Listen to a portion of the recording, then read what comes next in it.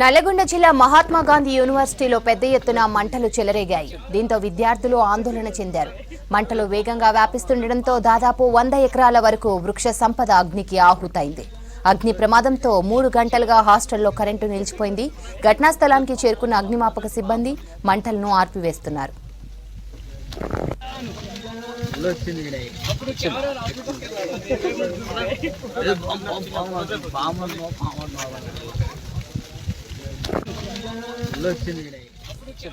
నల్లగొండ జిల్లా మహాత్మా గాంధీ యూనివర్సిటీలో పెద్ద ఎత్తున మంటలు చెలరేగాయి. దీంతో విద్యార్థులు ఆందోళన చెందారు.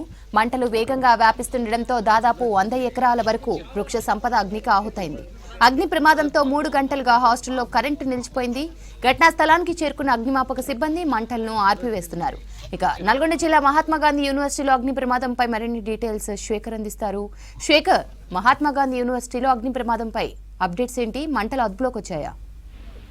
శ్రవంతి, మహాత్మా గాంధీ యూనివర్సిటీలో ఒక్కసారిగా మంటలు అలుముకోవడంతో వెంటనే అలర్ట్ అయిన విద్యార్థులు, అదేవిధంగా అక్కడ ఉన్న ఫ్యాకల్టీ, పోలీసులకు ఫైర్ స్టేషన్ కు ఫోన్ చేశారు. వెంటనే ఫైర్ ఇంజిన్ అప్రమత్తం కావడంతో 3 ఫైర్ ఇంజిన్లతోటి మంటలను అదుపులోకి తీసుకొచ్చారు. వెనుక భాగంలో యూనివర్సిటీ దాదాపు 250 ఎకరాలు ఉంటుంది. చుట్టుపక్కల మొత్తం కూడా వ్యవసాయానికి సంబంధించిన భూములే ఉంటాయి.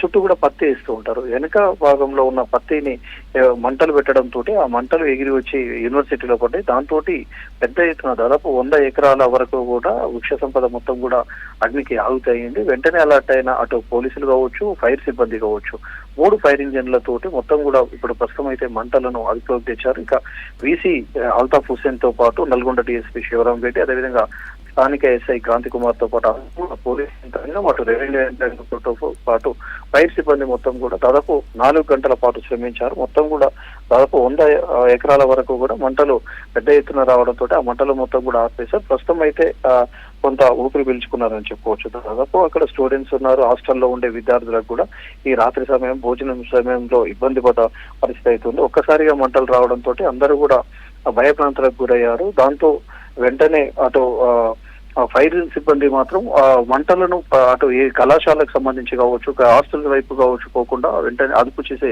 ప్రయత్నం అయితే చేశారు. ప్రస్తుతం అయితే పూర్తి స్థాయిలో మంటలు అదుపులోకి వచ్చాయి. దాదాపు 3 గంటల పాటు విద్యుత్ని నిలిపివేసి మంటలు అదుపులోకి వచ్చాక ప్రస్తుతం ఇప్పుడు విద్యుత్ని పునరుద్ధరించారు. మొత్తం కూడా విద్యార్థులు కొంత సేఫ్ గా ఉన్నారు. అక్కడ ఎలాంటి ఇబ్బంది లేకుండా అక్కడ ఫైర్ సిబ్బంది మాత్రం అప్రమత్తమై పూర్తి స్థాయిలో మంటలను అదుపులోకి తీసుకొచ్చారు. శ్రవంతి,